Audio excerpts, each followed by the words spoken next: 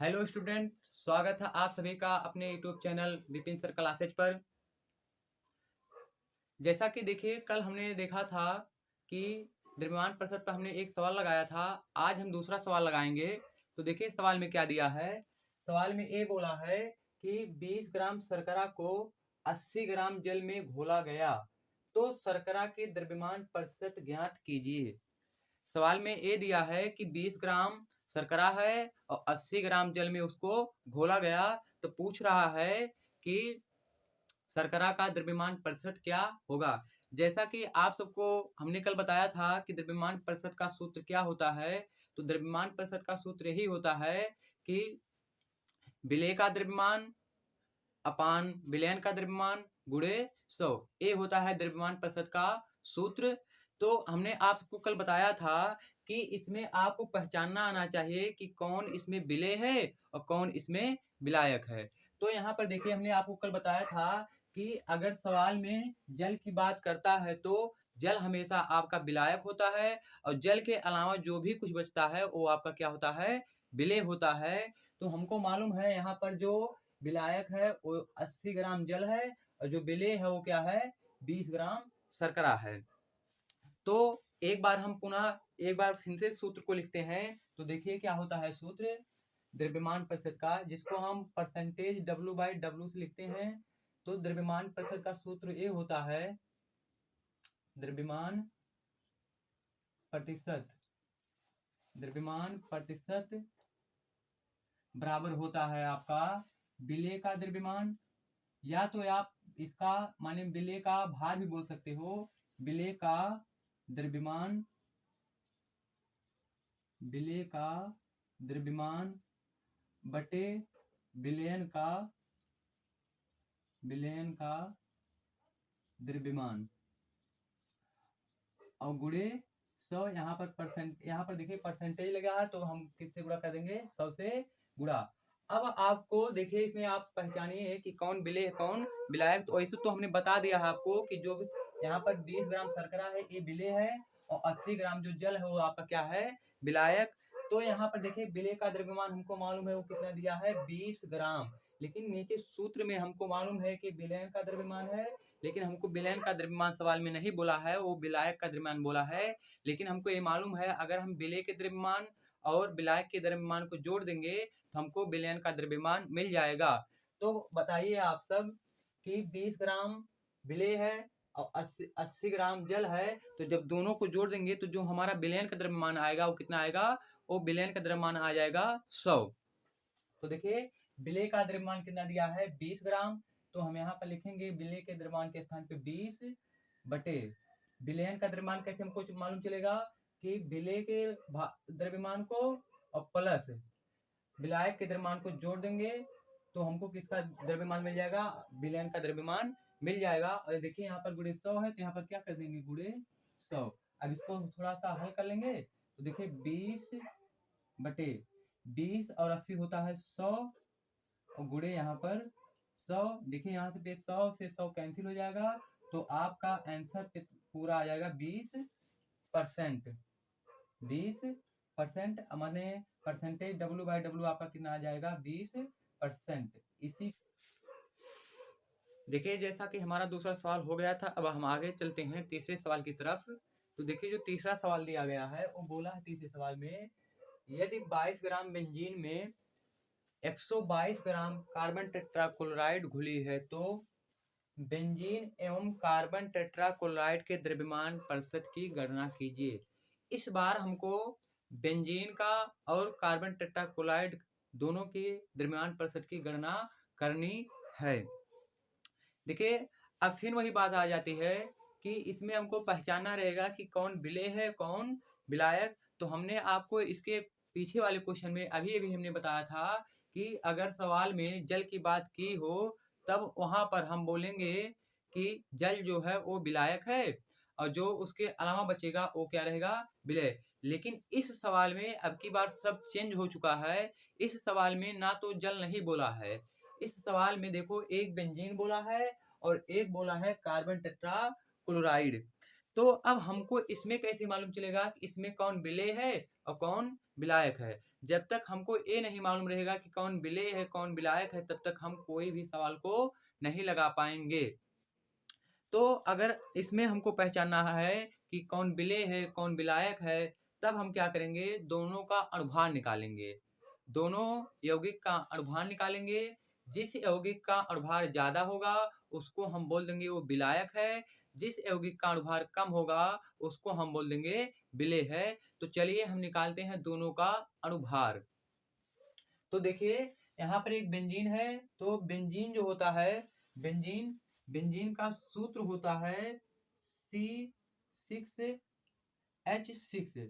हमको मालूम होना चाहिए इतना कि जो बेंजीन होता है, बेंजीन का सूत्र होता है C6H6। तो देखिए अनुभार निकालने का बहुत सिंपल तरीका होता है। देखिए जो कार्बन होता है, कार्बन का एक कार्बन का अनुभार 12 होता है। यहाँ पर देख लीजिए सब लोग, जो कार्बन होता है एक कार्बन का अनुभार 12 होता है और एक हाइड्रोजन का अनुभार 1 होता है।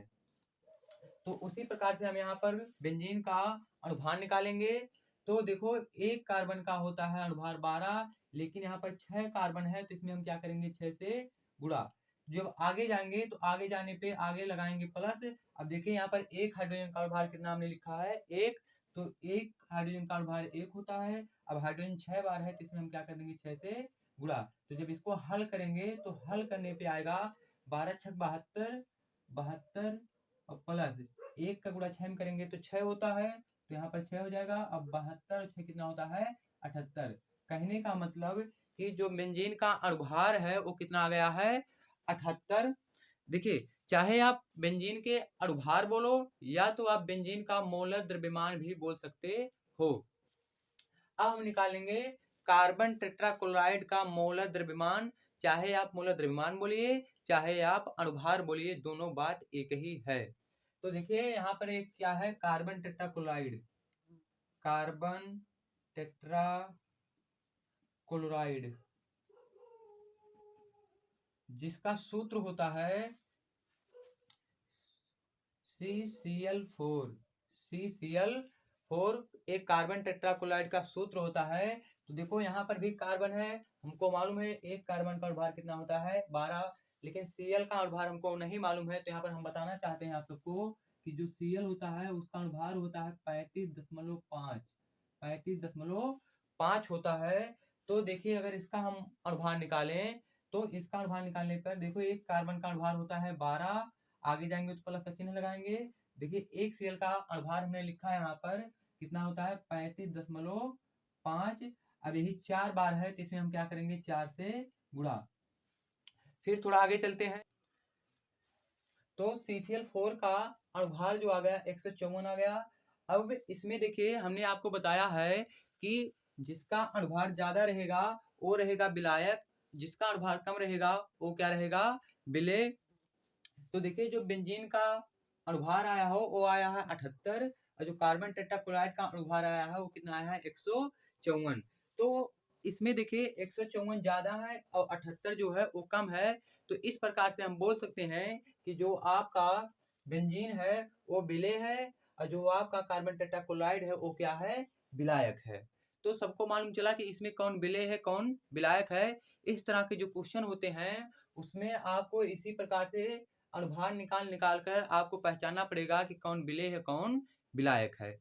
अब देखिए हमने बताया था आप सबको कि परसेंटेज W/W क्या होता है, हमारे द्रव्यमान प्रतिशत बराबर क्या होता है, द्रव्यमान प्रतिशत बराबर होता है विलेय का द्रव्यमान। अभी ये भी हमने बताया था कि जो यहाँ पर विलेय हो क्या है बेंजीन। अगर बेंजीन के लिए हम द्रव्यमान प्रतिशत निकालें, बेंजीन के लिए द्रव्यमान प्रतिशत निकालें तो बेंजीन का द्रव्यमान कितना है 22 बटे विलेन का द्रव्यमान। विलेन एक कब बनेगा जब हम 22 को 122 में जोड़ देंगे तो हमको किसका द्रव्यमान मिल जाएगा विलेन का द्रव्यमान मिल जाएगा।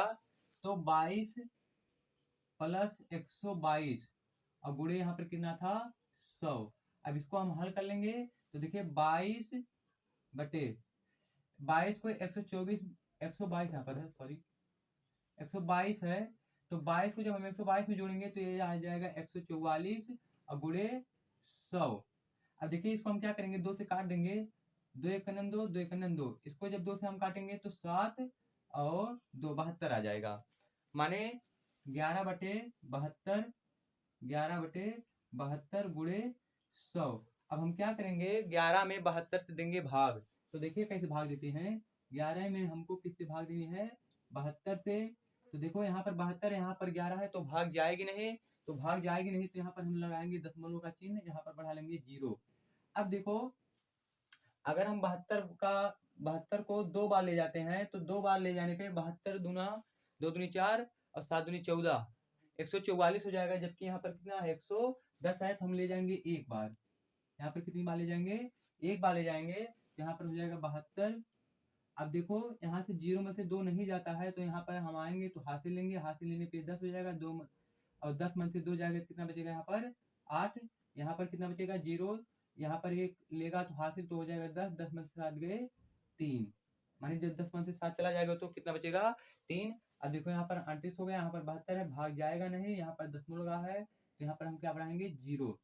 अब देखो अब कितनी बार ले जाएंगे, 5 बार ले जाएंगे। देखो तो 5 बार अगर हम ले जाएंगे तो 5 का गुणा 2 करेंगे तो 5 दूनी 10, हासिल लगे 1, 7 पचे 35, 35 एक 36। देखो 0 0 0 में से 0 जाएगा 0, 8 में से 6 जाएगा तो कितना बचेगा 2। यहाँ पे देखो 3 से 3 कट जाएगा। अभी दशमलव बचा है, दशमलव लगा है, तो यहाँ पर हम क्या बढ़ा लेंगे 0। अब कितनी बार ले जाएंगे, अब देखो आप सब 2 बार जाएगा, हाँ 2 बार ले जाओ, 2 दूनी 4, 7 दूनी 14, 144 हो जाएगा। अब देखो 0 में से 4 नहीं जाएगा तो हासिल लेगा 10, 10 में से 4 जाएगा 6, यहाँ पर बचेगा 9, 9 में से 4 जाएगा 5, यहाँ से कट जाएगा।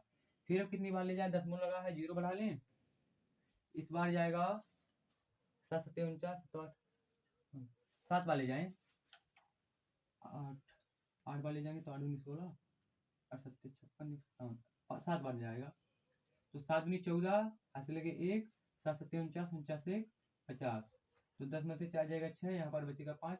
माने कहने का मतलब यही है कि अब एक 0.1527777 आता रहेगा। तो हमने 72 में 11 में 72 से 11 में भाग दिया, तो भाग देने पर आ गया 0.1527 गुणे 100।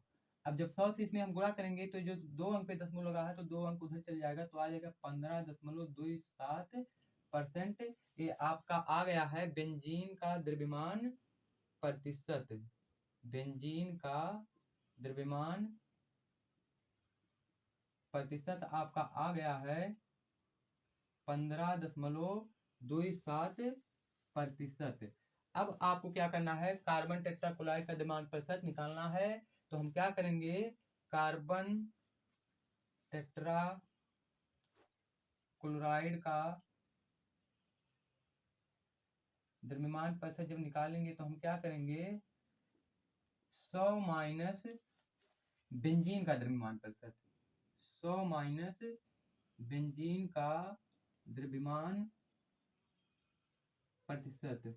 अगर देखिए अगर आपको एक का द्रव्यमान प्रतिशत मालूम चल जाता है तो हम क्या करेंगे, अगर दूसरे को निकालना है तो 100 में से उसको हम घटा देंगे तो हमको दूसरे का द्रव्यमान प्रतिशत मिल जाएगा। तो देखिए यहाँ पर क्या करेंगे, 100 माइनस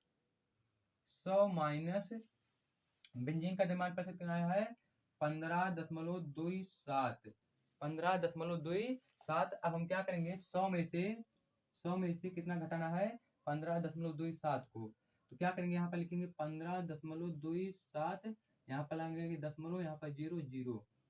अब देखो 0 में से 7 नहीं जाएगा, 10 हो जाएगा, यहाँ से हासिल लेगा तो 10 में से 7 जाएगा 3, यहाँ पर बचेगा 9, 9 में से 2 जाएगा 7, दशमलव यहाँ पर बचेगा 9, 9 में से 5 जाएगा 4, यहाँ पर भी बचेगा 9, 9 में से 1 जाएगा 8। तो कहने का मतलब जो कार्बन टेट्राक्लोराइड का द्रव्यमान प्रतिशत होगा वो कितना आ जाएगा 84.73%। कार्बन टेट्राक्लोराइड का द्रव्यमान प्रतिशत कितना आ गया 84.73%। इसी के साथ आप सभी को धन्यवाद।